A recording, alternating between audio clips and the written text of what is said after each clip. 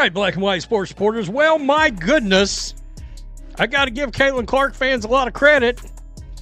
Y'all did not miss. You did not miss.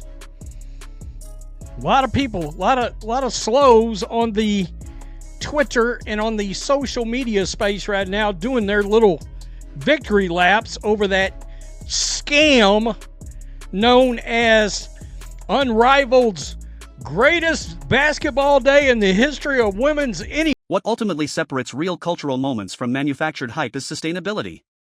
Anyone can announce a big number once. Anyone can fill seats with promotions, bulk purchases, and strategic marketing. But not everyone can repeatedly generate demand that forces institutions to adapt. And that's the line where this conversation truly settles. When Caitlin Clark's Iowa game filled Kinnick Stadium, it wasn't treated as a one-off publicity stunt. It was acknowledged as a reflection of something deeper happening in women's basketball. Fans weren't responding to a brand rollout or a press campaign. They were responding to a player who had become appointment viewing. Someone people felt they had to see live, even if it meant sitting outdoors, traveling long distances, or paying full price. That distinction matters because history isn't defined by a single headline. It's defined by patterns. And the pattern around Caitlin Clark has been consistent: record-breaking TV ratings, sold-out arenas, road games that feel like home games for the opponent, and attendance spikes that follow her presence rather than any specific league or promotional structure.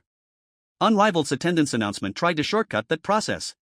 By declaring history too early, it unintentionally invited comparisons it couldn't survive. Once those comparisons were made, the gap between organic pull and engineered turnout became obvious.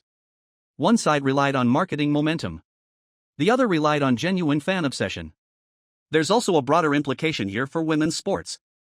Overselling milestones doesn't help growth, it undermines it. When fans realize numbers are being framed creatively, trust erodes. And trust is essential if a league wants long-term loyalty rather than one-night crowds. Real progress doesn't need exaggeration. It speaks for itself. That's why the backlash wasn't just about defending Caitlin Clark. It was about defending credibility. Fans weren't offended that Unrivaled succeeded, they were offended that success was mislabeled as supremacy. The receipts came out because people care about the integrity of the sport and its history. And perhaps the most telling detail is this: no one had to convince fans to care about Caitlin Clark's numbers. They already knew them. They remembered the games. They remembered the footage. They remembered being there. That kind of memory doesn't come from press releases, it comes from moments that feel undeniable in real time. In the end, this wasn't a debate about attendance. It was a reminder of what real impact looks like. When a player moves games into football stadiums, when records are shattered beyond dispute, and when fans show up without needing to be persuaded, that's history. Everything else is just noise. For me to bring that up, because you got people doing the largest attendance ever for a women's sporting event. No, false. False. Oh, 21,490. I did a video earlier where I just came right out and said this is some scammy. Then came the moment that truly flipped the conversation. Someone on social media made what can only be described as a catastrophic miscalculation. Attempting to use Unrivaled's attendance as a way to dismiss Caitlin Clark's fanbase, the post claimed that Clark supporters were not responsible for breaking women's basketball attendance records. It was the wrong audience to challenge. The response was immediate and devastating. A single image ended the debate: 55,646 fans packed into Kinnick Stadium in Iowa City. One game. One women's college basketball matchup. No doubleheaders. No bundled events. No attendance padding. Just Caitlin Clark, the Iowa Hawkeyes, and tens of thousands of people who showed up because they wanted to be there. This wasn't rhetoric. It was photographic proof. That image spread faster than the original claim, and with it came context. This wasn't a neutral site showcase. This was a college basketball game relocated into a football stadium because demand exceeded arena capacity. Universities don't move basketball games into football stadiums lightly. That decision alone speaks volumes about the level of interest involved. What made the comparison even more damaging was simplicity. Unrivaled celebrated 21,490 across a professionally marketed event. Caitlin Clark's game drew more than double that for a single college contest. The numbers weren't close. They weren't debatable. They weren't subjective. At that point, the false narrative didn't just collapse, it disintegrated. But 60 tickets for friends and family. You see, one damn player bought 60 tickets. You see how that works? This is some BS. All right? And I called it out earlier. I said, don't look. If you guys believe this is legit, without no help from woke corporations buying pools of tickets, woke celebrities buying tickets, you're as delusional as the players that won't sign to CBA right now. The University of Iowa didn't just break a record. They shattered it. They made a decision that would have sounded absurd in almost any other context, moving a women's basketball game into a football stadium and asking the football program to step aside. And then over 55,000 people showed up. This wasn't driven by giveaways or corporate promotions. Fans paid. Fans traveled.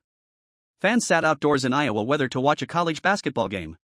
That is not manufactured excitement. That is demand so overwhelming that infrastructure has to adapt to it. The previous NCAA women's basketball attendance record wasn't even in the same conversation. It wasn't close. It wasn't threatened, it was obliterated. And that is why the comparison matters. When people talk about historic attendance, this is what they mean. Not press release victories. Not inflated counts. But moments when the sport outgrows the space designed to contain it. Caitlin Clark didn't just bring fans into a building. She forced the building to change. And that is the difference between respectable turnout and transformational impact. Once that reality was reintroduced into the conversation, there was no way to continue pretending that 21,490 represented the peak of women's basketball history. It didn't. And pretending otherwise only highlighted how powerful true, organic demand really looks when it appears. By the way, make sure you're subscribed. Make sure you're still subscribed. Check out blackwhitenetwork.com, exclusive member content, member live streams on Friday. So, right here, and there's a lot of these kind of tweets going around. I know the CC fans aren't the one that broke the women's attendance. Oh, shit. It's a bad idea. You went out there running your mouth. It was a bad idea. Because you got... Credit should always be given where it is earned, and in this case, Caitlin Clark's fanbase deserves acknowledgement for how quickly they responded when a misleading narrative began to spread. When the new women's basketball venture Unrivaled announced that it had drawn 21,490 fans to the Wells Fargo Center in Philadelphia, the organization and its supporters immediately framed the moment as historic. Social media posts, celebratory graphics, and triumphant captions declared it the greatest women's basketball attendance event ever. The claim spread rapidly, gaining traction before many people paused to question whether it was actually true. But Caitlin Clark fans didn't hesitate. Instead of reacting emotionally, they reacted with documentation. Screenshots, official attendance records, NCAA archives, and past event data began circulating almost immediately. Within hours, the celebratory tone surrounding Unrivaled's announcement started to look premature. The so-called historic label was being challenged with hard numbers, not opinions. This wasn't about discrediting a league or tearing down women's basketball. It was about accuracy. Attendance milestones matter because they represent real fan engagement, cultural impact, and growth. But when a number is inflated into something it isn't, it weakens the credibility of the achievement itself. That's why the pushback was so fast and so thorough. What became obvious very quickly was that the celebration happening online relied heavily on selective framing. Yes, 21,490 is a strong turnout. Yes, it is impressive for a new league. And yes, it reflects interest in women's basketball. But calling it the greatest women's basketball attendance event in history was not just an exaggeration, it was demonstrably false. The receipts told a different story, and once they surfaced, the narrative began to crack. This wasn't a debate based on fandom or personal bias. It was a matter of public record. The issue wasn't whether Unrivaled succeeded in drawing a crowd, it clearly did. The issue was whether that crowd represented an all-time benchmark. It didn't. The speed at which the counter-evidence emerged exposed a broader problem in modern sports discourse, the rush to declare history before verifying facts. In the age of social media, the loudest claim often travels faster than the truth. But in this case, the truth caught up quickly, and when it did, the contrast between hype and reality became impossible to ignore. This moment set the stage for what followed, because once people started looking closely at attendance records across women's sports, the Unrivaled claim didn't just fall apart, it was overshadowed by examples so large that they made 21,490 look modest by comparison. Actually, it was CC fans who broke the record, and Unrivaled ain't even close. Uh-oh. That time they booked a football stadium so more people could watch Caitlin Clark live, over 55,000 fans showed up. Oh, you done called the fans out now. That right there, this is the University of Iowa. Heard of it? The Hawkeyes, they literally put a basketball game in the football stadium. That's what they did. They told Kurt Ferentz and whichever future NFL tight end on the team, y'all gonna have to. Here's the thing about attendance records. They only carry weight if they are actually records. Numbers don't become historic simply because they are framed that way in a press release. They become historic when they surpass what came before them. And once people began examining prior attendance figures across women's sports, the Unrivaled claim unraveled almost instantly. The most obvious counterexample came from women's volleyball, not from decades ago, but from very recent history. Nebraska women's volleyball drew over 92,000 fans to a single match. This wasn't a festival, not a multi-day event, not a collection of games bundled together. It was one match. One women's sporting event. Over 90,000 people in attendance. The record is verified, documented, and widely acknowledged. That single fact alone completely dismantles the idea that 21,490 represents the largest women's sports crowd ever. And yet, that wasn't even the most damaging comparison. It was merely the beginning.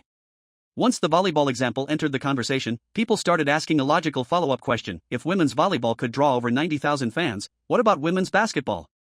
The answer made the Unrivaled celebration look even more out of touch. There exists a college women's basketball game, recent, well-documented, and indisputable, that drew more than double Unrivaled's attendance. This wasn't an exhibition. It wasn't a promotional showcase. It wasn't packaged with other events to inflate numbers. It was a single women's college basketball game that dwarfed the Philadelphia crowd so thoroughly that comparisons became almost unfair. This is where perspective matters. 21,000 fans in an NBA arena is respectable. It shows interest. It shows potential. But calling it unprecedented ignores the reality of what has already been achieved when the demand is truly organic and overwhelming. The danger of overstating achievements is that it invites scrutiny. Once scrutiny begins, everything gets examined more closely: ticket distribution, marketing strategies, and even weather conditions. What started as a celebration quickly became a lesson in why context matters more than raw numbers. Records are meaningful because they reflect moments when public interest reaches extraordinary levels. When organizations mislabel standard success as historic dominance, it doesn't elevate the sport, it cheapens genuine milestones that were achieved through undeniable demand. And once people remembered just how large those real milestones were, it became clear that Unrivaled's attendance figure wasn't rewriting history. It was merely being framed as if it did.